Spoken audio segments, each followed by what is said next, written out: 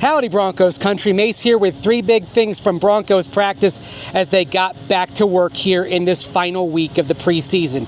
Big thing number one, the Broncos back to work, and so is Nik Bonitto. He was back at practice following surgery to remove a bone spur in his foot. He talked about it.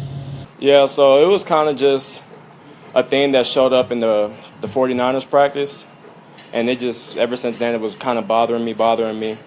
Was trying to fight through it through the game, and like I felt like I told the trainers if I kept playing, I don't think I could have like really kept going on it.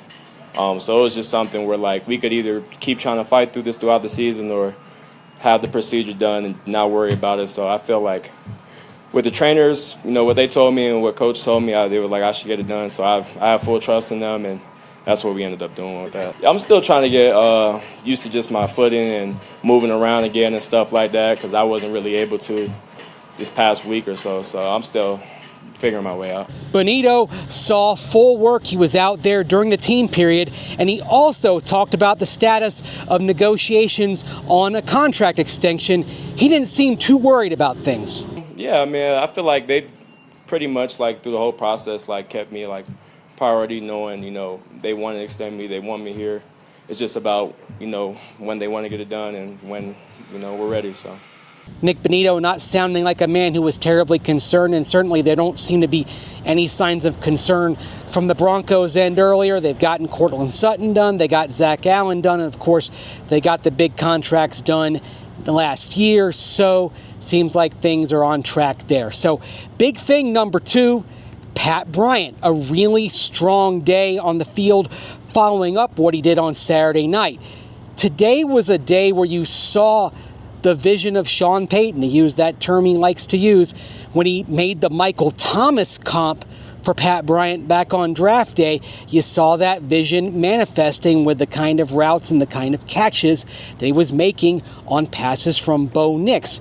But of course, as we saw on Saturday with his performance, it wasn't just the catches, it's the blocking and his work supporting the run game and, of course, supporting Evan Ingram with that block downfield. He's an unselfish player, and I think in this league, now there are certain stature receivers maybe that are going to be further away from the ball, but we've always favored a bigger receiver. They're more durable.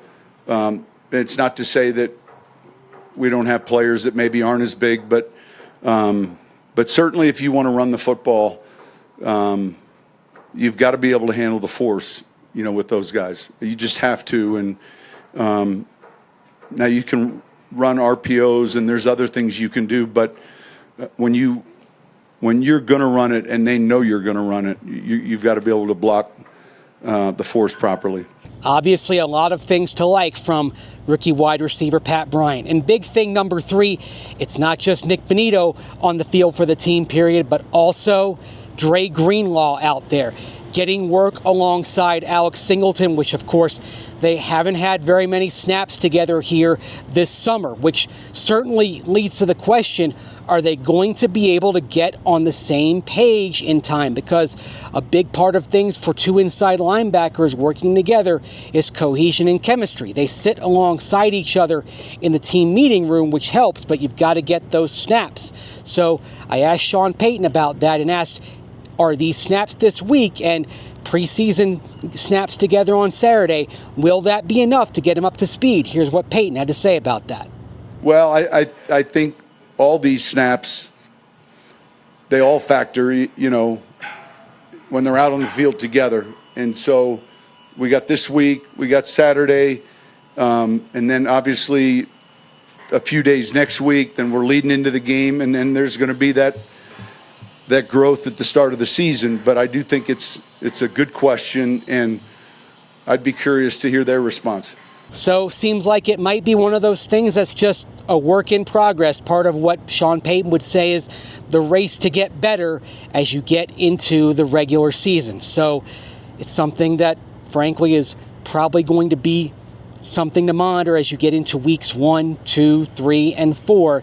You just hope it's enough as you get into those games against Tennessee, Indianapolis, and then the Chargers in Week 3. And, of course, you also hope that Dre Greenlaw can stay healthy because, of course, the quad injury that he had earlier in training camp was the second one that he's had because he had that one back in April that sidelined him during OTAs and minicamp. We'll have plenty more on Orange and Blue today. Join Cecil Lammy and myself at 5 p.m. live or anytime on the Denver Sports YouTube and social channels. And, of course, I'll have more in my written report at denversports.com. Thanks for watching. As always, hit that like, comment, share, subscribe, interact any way you'd like, and I'll talk to you with more from here at Broncos Park, powered by Common Spirit, on Wednesday. Take care, and thanks for watching.